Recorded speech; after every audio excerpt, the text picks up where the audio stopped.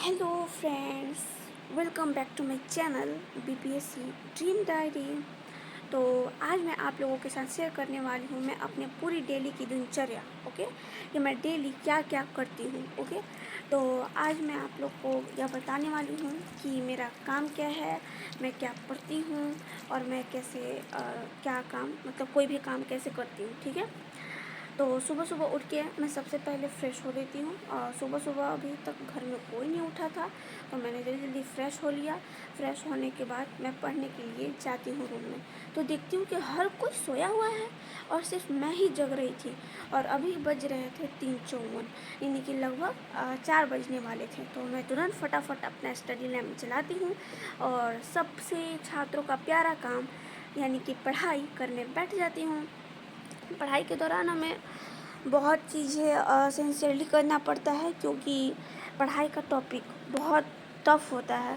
उसे समझना इतना इजी नहीं होता कि हम अपने माइंड को दो चीज़ों में भटका के कभी पढ़ सकें। मैंने अधिकतर ऐसे स्टूडेंट्स को देखा है, या दूसरे स्टूडेंट्स को छोड़ो, मैंने खुद पे अप्लाई किया है कि जब हम अपनी गाना भी सुनते रहते हैं और पढ़ाई भी करते रहते हैं, तो ये चीज़ें बहुत ज़्यादा पहले ये चीज़ मेरे अंदर भी था, पर मैंने धीरे धीरे इसमें सुधार किया, क्योंकि ये चीज़ें मुझे अब सही नहीं लगती हैं। क्योंकि हमारा जो माइंड है ना, वो बिल्कुल डिस्ट्रैक्ट सा हो जाता है।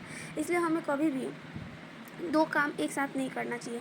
वैसे भी मेरे पापा कहा करते थे कि हमेशा जो काम करो उसे मन से करो। अगर तुम खेलने जाती हो तो पढ़ाई से फोकस बिल्कुल ही हटा दो, भूल जाओ कि पढ़ाई नाम की चीज़ भी होती है।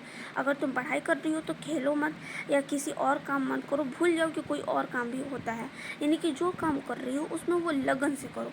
हर काम में तुम्हें लगन और मेहनत की ज़रूरत होती है, तभी जाकर तुम कामयाब हो सकती हो। इसलिए हमेशा ज़िंदगी में मैंने बहुत सारी मुसीबतों का सामना किया है, या बहुत सारे चैलेंजेस मैंने क्रॉस किया है।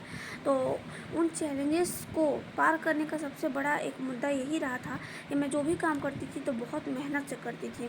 चाहे उसमें हार हो या जीत हो, ये मुझे नहीं पता होता था, फिर भी मैं करती थी।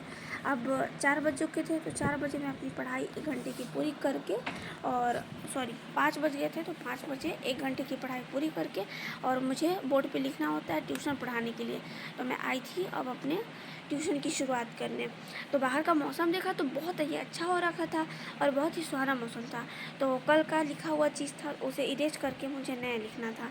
फिर मेरे 12th साइंस के स्टूडेंट्स आ जाते हैं पढ़ने, तो उन्हें पढ़ाने के बाद फिर एक न्यू बैच आता है क्लास 12th आर्ट्स। तो हालांकि उनका बायोलॉजी चल रहा है, तो बायोलॉजी उनका कवर करा के क्लास 12th का, उसके बाद 12th आर्ट्स को भी पढ़ा के मैंने भेज दिया।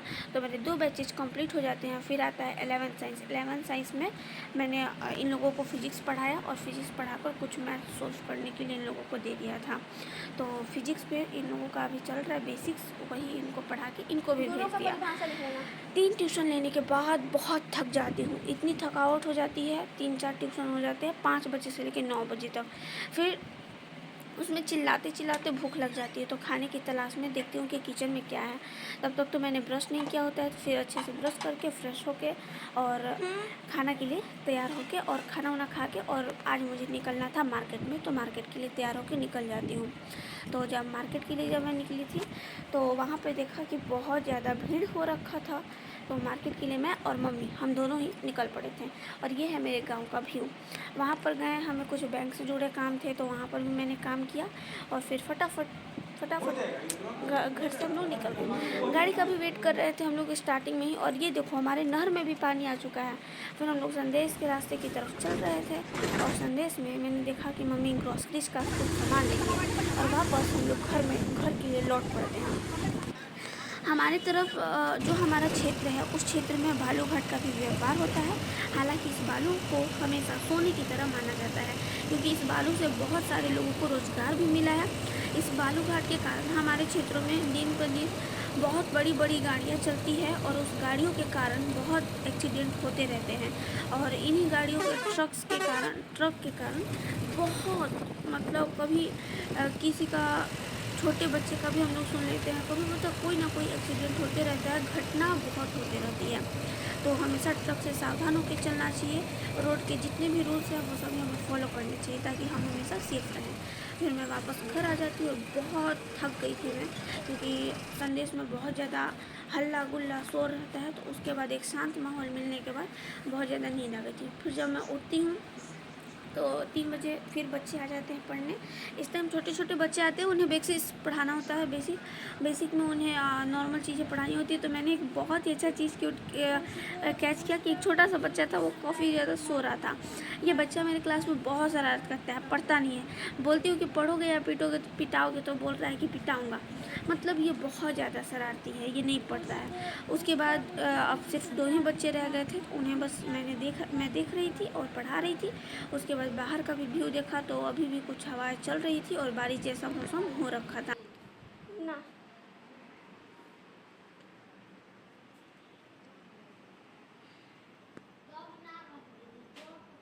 सबका ट्यूशन लेने के बाद मैंने सोचा कि इस मौसम का आनंद मुझे भी उठाना चाहिए और इसका फ़ायदा उठा के मैं भी पढ़ने बैठ गई।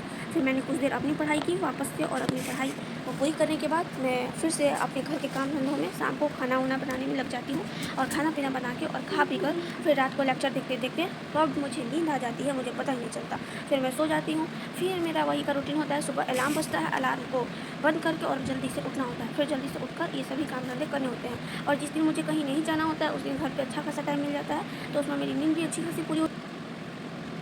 तो सोने के बाद वापस उठना डेली का यही काम करना होता है, और हमें इसी दिनचर्या के साथ डेली गुजरना होता है, डेली एक ही काम करो। तो कभी कभी मन बोर हो जाता है, तो मन बोरिंग होता है, तो मैं बीच बीच में ब्रेक भी लेते रहती हूँ। तो यही थी मेरी डेली की दिनचर्या जो मैंने आप लोगों के साथ शेयर की। मैं उम्मीद करती हूँ कि आप लोग मेरे इस सफर में हमेशा मेरा साथ देंगे, और अगर आपको ऐसी वीडियो पसंद आएगी तो आप बताना, मैं ऐसे वीडियोस और डालूंगी। ठीक है, बाय बाय, मिलते हैं नेक्स्ट ब्लॉग में। और मेरी किसी जर्नी में हमेशा आप लोग मेरे साथ रहना।